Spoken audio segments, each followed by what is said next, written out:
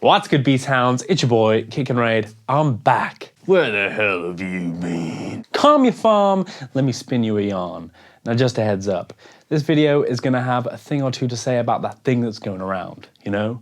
The vid, cause I had it. And I just wanna catch you up on where I've been and how the vid put the mockers on the plans I had for early January. Now, if you've had enough vid-related news, dude, I feel you. I'll see you in the next one.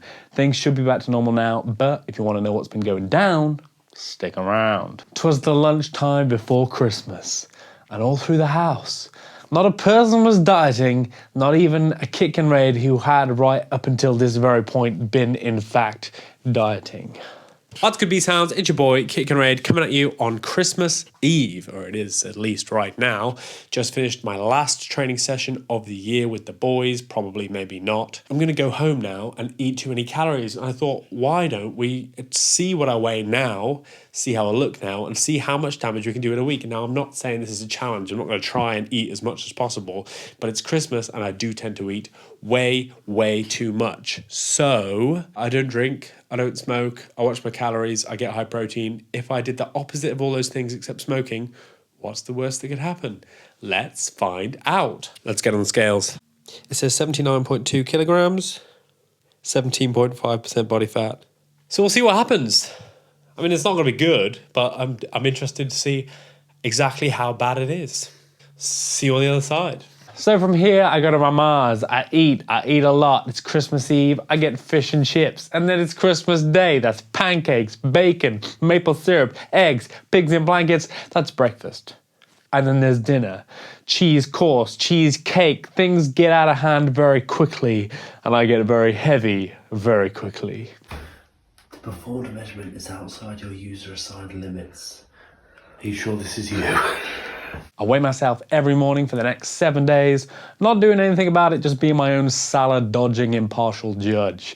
I'm having the time of my life. New Year's comes around, my last video in the Advent series comes out, one last blowout. Pizza, booze, watch a lot of Strongman. January 1st, out of the gate, get a weigh in, see what the accumulated damage is. Happy New Year. It's the 1st of January. I have been off a diet since 12 o'clock on the 24th. So it's been 7-8 days. And boy, howdy, did I take advantage of those 7-8 days. I must have eaten 400 pigs in blankets. I drank Baileys, homebrew Baileys, which is much worse in calories, but much better in deliciousness than real Baileys. Real Baileys? Than over-the-counter bought Baileys. I've drunk too much. I've eaten too much. I haven't tracked my protein or anything at all, so I'm pretty sure that I haven't been getting enough, even though just the quantity of food, maybe I have. I was 79.1 kilograms. I am 86 kilograms. So I put on a kilogram a day. 7 kilograms in 7 days. That's not great. Pros to being on a binge. It's nice to have the psychological let up. I'm not devastated by this. This was always the plan. It's nice to feel full once in a while. That's cool. And I have felt so full. But apart from feeling full and the fact that I've slept through the night, because when you're on low calories, or at least when I'm on low calories, I wake up a lot in the night and need a wee. And I think that's to do with being on lower carb because I'm on such high protein. I got vascular as all heck. Day one, I was like, veins popping out all over the place. That was pleasant. I felt pretty yoked for a day. And now I just feel like a chonkster, like a bit of a chonkster. Negatives, my skin. I don't know if you can see this. It's spottier. I've lost a lot of definition. I mean, I've definitely looked worse, but I looked better a week ago. My allergies have been playing up. I've had a wheeze every night. My quality of life has decreased, apart from the fact that I've been able to put delicious things in my mouth with wanton abandon. Overall, I felt better on a diet than I have off a diet, but I sure have enjoyed eating pancakes and maple syrup and bacon every single day. So now we'll just see how long it takes to get back to 79.1. Maybe that might be the plan, or I might see how far I can bring it back in 2 weeks. That's probably more likely. So this is the start of it. It's about 1 o'clock. I haven't eaten anything. I've had a tea and a coffee. I'm about to make some waffles.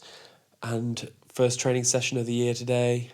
We're going to do some strongman stuff because it's strongman season. See you there. First and second, I'm not really hungry. I want about 1,800 calories, still high protein. Third, I'm hungry, back on about 2,250 calories, which is where I plan on staying. Come the fourth, and my girlfriend is not well. She doesn't have a continuous cough. She hasn't lost her taste of smell, but her back is in agony. She Googles the symptom, and apparently it's a common one for that hot new strain of the vid that's going around.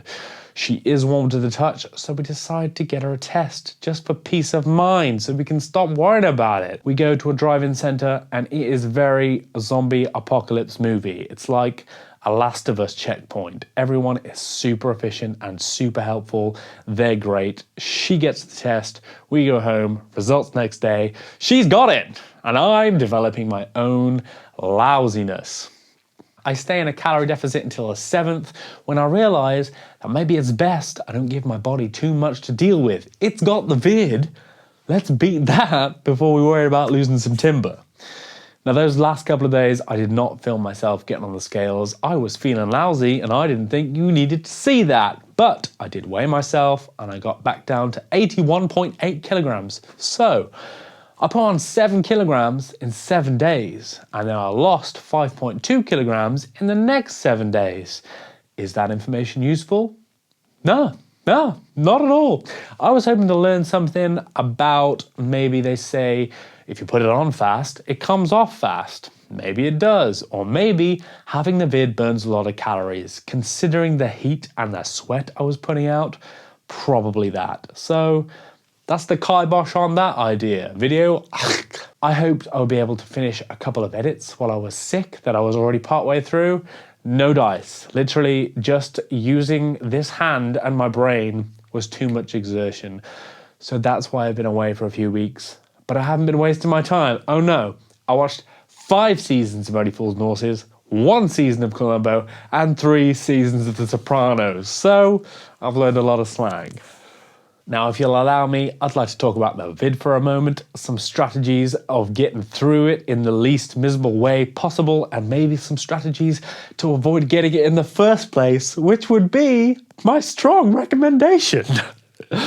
Firstly, we have no idea where it came from. We wear masks every time we're out of the house. We carry and use hand sanitizer everywhere. The only thing I can think of is that maybe we caught it off something contact-wise, or maybe we caught it when we were walking somewhere without masks. Obviously, we stay away from people, but that 2-meter thing, it's not like the vid is on a leash. If you get the wind going in the right way and you aren't wearing a mask, you're getting it. When we trained, and when I say we, I'm talking about a group of 6, outdoors, sharing equipment, we wore masks and gloves. Twice now, someone's had it at training, and both those times, nobody else has caught it. And that's breathing hard, sweating, just sensible distancing, masks and gloves. Knowing this, how am I going to change my behavior from now on to avoid getting it again? And how would I recommend you avoid getting it? Sensible distancing, masks and gloves, and I mean everywhere out of the house. I'm going to wear a mask when I'm walking places. I mean, I already wear a mask when I'm around people. You know, if you're not able to avoid the high street, for example, and you see people taking masks off as soon as they get out of a shop, don't do it. I promise you, no matter how inconvenient or uncomfortable it might make you feel, getting the vid is worse. I'm also going to be wearing gloves everywhere. It felt like overkill before. I'm sanitizing, I'm wearing a mask, I'm fine. I wasn't fine. It wasn't enough. Literally anything you can do to stop yourself getting it, do that. Because even if you aren't worried about yourself, and you should be, the vid killed legendary strongman Aaron the Rage Page. If it can kill that dude, it can kill you. The scariest thing for me was knowing that I just left my mom's house when we started getting symptoms. My nan was there, my brother was there. The stress of the idea of passing it on to any of them, that was as bad as actually having it. You got to imagine that you're in the bunker in 10 Cloverfield Lane and you got to put on your duct tape hazmat suit before you leave the house. And before you leave the house, maybe reconsider. Do you really have to go? I mean, we got vaccines rolling out. but the numbers are through the roof. If you can stay strong a little longer and avoid getting it and get your M&Ms Deliverooed, you could literally be saving a life. That's got to be worth the delivery charge. Anyway, don't get it. If you do, here are some things that I recommend. Obviously, I'm not a doctor. I'm just a dickhead on YouTube, but I have had it. This is how I handled it. Maybe you or someone else can have a less shit time with it because of my experience. So I'm gonna overshare. I stopped training. That is not like me. A few years ago now, I had a teeny tiny little stroke and I was training the very next day. But in this case, when you don't know what symptoms you're gonna get or how bad it might get, I'm all for rest. You wanna create an ideal, restful environment for recovery, which also means high protein, calories above maintenance. Your body is dealing with a real nasty situation. It does not want to be short on resources. And talking of resources, I ate a lot of eggs. I replaced the egg whites in my waffles with whole eggs. Eggs are a great source of vitamin D. There seems to be a correlation between vitamin D deficiency and worse outcomes. Eggs are a great source of vitamin D, so is oily fish. Now you gotta eat a lot of eggs to get enough vitamin D. I ate 3 for breakfast, 2 for lunch, and I was also taking a multivitamin. This is my recommendation. I reduced my caffeine intake. I still drank tea, but I only had 1 coffee a day.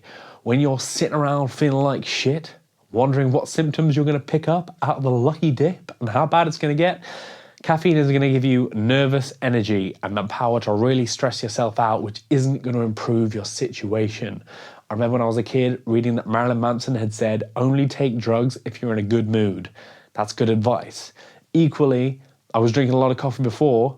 I don't want to have the feeling of going cold turkey on caffeine as well as the feeling of this. So take enough to keep you normal and not enough to get you hyped up thinking you're gonna die. Keep up your hygiene. Shower every day that you're able. Wash your sheets, wash your clothes hot and often.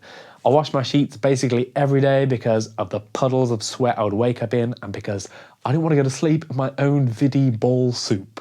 Lay off the biscuits and anything else that's gonna make you crash. I know it's boring, but you're already feeling like shit. And if you eat half a pack of biscuits and then crash, that's a compounded shit feeling that you don't need. High protein, high nutrition, vegetables, feel good food. Once you're starting to feel better, by all means, bake celebratory cookies, eat them all to yourself because you don't want to spread anything. I did this, no regrets. I hope something here is useful to you. I will say that there were 3 of us in this house. We all had different symptoms and different levels of severity. And the one of us that breezed through ate 0 eggs, so who knows. But doing these things made me feel better and made me feel like I was doing something to help my situation. Maybe that's enough. If you're interested, the symptoms that I experienced, as well as that flu-y, everything sucks feelings, my least favorite was the joint and muscle pain. I'm no stranger to muscle pain, but it was really next level. Like, imagine 2 days after your worst ever leg day, but all over. And I'm still experiencing now, but to a much lesser degree. I had temperature control issues, especially at night. My torso would be freezing and my legs would be boiling and I would wake up frozen in a puddle of sweat. I was dizzy, I couldn't think straight. I had a slight cough and thankfully that's as bad as it got. It sucked really bad, don't get me wrong, for about 7 days. And it sucked much less since. It's now the 18th, and last night was the first night that I haven't woken up in a pool of my own pestilence and perspiration. Well, that's it. Thankfully, it's over. I hope to never experience it again. I'm telling you all this because even though I know other people who've had it, you don't want to pry, you know? And I'm happy to share my experience. We were all very lucky here, and even though it sucked real bad, it could have sucked much, much worse. I'm thankful we all came through it as unscathed as we did, and I'm thankful we didn't pass it on to anyone. I'm not shy. If you have a question, feel free to drop it in the comments and I will get back to you. So what's next? What's next for you and me, baby? Well, business as usual. 2 videos a week. I have a review coming up, which I am hoping is not too late to be useful. I have a huge video which I shot in December that I'm very excited to share with you in the next few weeks. I'd like to say thank you so much for being patient with me. I hope this video clears up any abandonment issues you might have been feeling. If you're new, welcome to the gang. It's beautiful to have you. Thanks for joining us. And as always, my friends, get them gains. Be well.